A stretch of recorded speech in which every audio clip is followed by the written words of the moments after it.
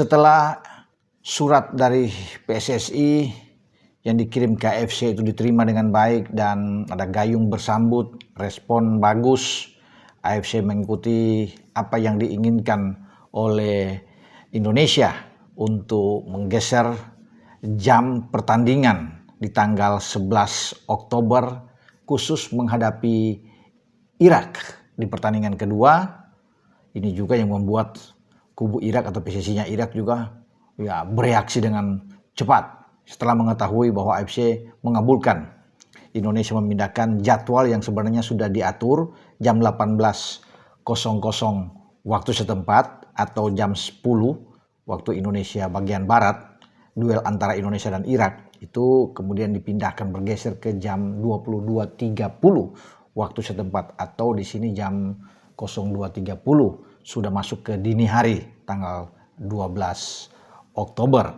Ini yang membuat Irak itu merasa bahwa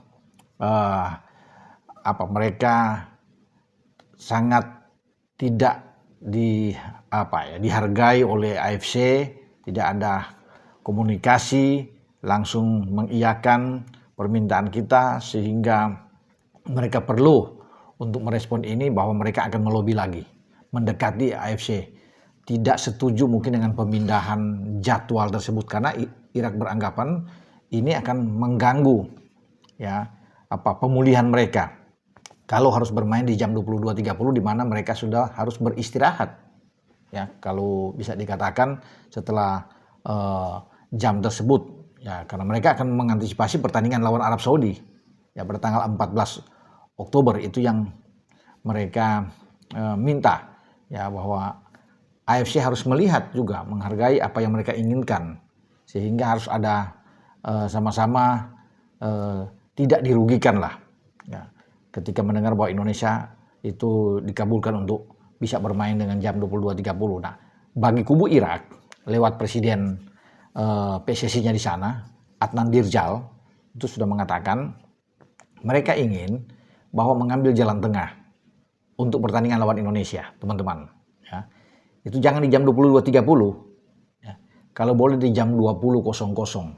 Berarti kalau jam 20.00 itu di waktu setempat, jadi di kita itu jam 00, jam 12 sudah tengah malam mau masuk ke dini hari. Ini yang dianggap bagi mereka fair lah. Kalau jam itu. Jadi kan hanya dari jam 18 itu mereka digeserkan tapi 2 jam setelah itu. Jangan di ke 4 jam setelah itu. Indonesia di jam 22.30 mereka tarik ke jam 20. Jadi di tengah-tengah. Itu lebih netral dianggap oleh kubu Irak. Makanya mereka mungkin akan melayangkan juga surat kepada AFC meminta untuk ada keadilan di sini. Tapi kita tidak tahu karena ini kan sudah diputuskan oleh AFC, sudah mengabulkan bahwa akan bermain di jam 22.30 waktu setempat sehingga di kita sudah dini hari. Nah, kita akan tunggu nantinya apakah kubu Irak juga akan mendapatkan keringanan juga. Sudah ada 22 kemudian dipindah lagi untuk ke jam 20.00 karena Irak menganggap pertandingan melawan Indonesia ini penting walaupun sebenarnya kita juga perlu untuk istirahat untuk pemulihan, makanya kita menggeser memindahkan itu jam 22.30 karena sebelum itu kan kita menghadapi tuan rumah Arab Saudi pada tanggal 8. Sementara Irak kan belum bermain, masih istirahat mereka, masih bahkan ingin menonton pertandingan Indonesia melawan Arab Saudi. Jadi sebenarnya mereka lebih enak tampil melawan kita itu, mereka fresh, mereka belum bermain apa-apa, kita sudah bermain melawan Irak. Tapi mereka punya dalih lagi karena mengantisipasi pertandingan melawan Arab.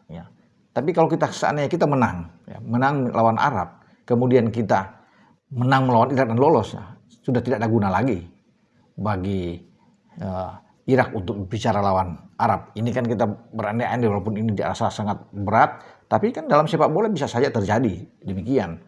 Atau kita bisa menang melawan Arab dan kita imbang lawan mereka, posisi mereka juga belum aman-aman benar untuk bisa lolos. Tetapi oke lah, itu hak mereka untuk bisa melobi AFC dan meminta jam 20.00. Bagi kita sih nggak ada masalah sebenarnya Kalau walaupun itu kan hanya selisih 2 jam. Walaupun sebenarnya di jam 22 itu sudah sangat bagus. Ya, seperti apa yang dikatakan oleh Pak Ketua Umum PSSI, Pak Erik, bahwa oke lah permintaan sudah disetujui. Oke, apapun yang berkembang saat ini dengan info-info dari kubu lawan, kita jangan terpengaruh apapun, kita tetap fokus untuk menghadapi pertandingan di putaran keempat Oktober yang akan datang, dan ini khusus bagi pelatih Patrick Kluivert ya, harus memikirkan langkah-langkah terbaik untuk menyusun kerangka tim, ya, game plan bermain yang baik, karena ini kita hanya punya 2 kesempatan dalam 3 hari, tanggal 8 ke tanggal 11 menghadapi 2 tim kuat yang secara peringkat memang jauh. Itu Irak 58 peringkat dunia ya, FIFA per bulan Juli.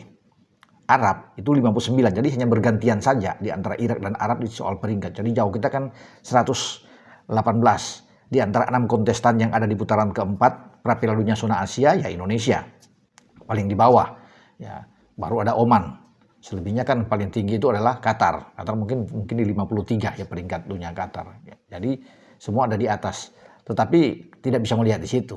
Peluang kita tetap ada, tetap besar ya untuk bisa lolos ke Piala Dunia. Tapi perlu perjuangan, kita berusaha seperti kata Pak Ketua, harus berusaha, namun dengan kondisi tim yang kuat juga.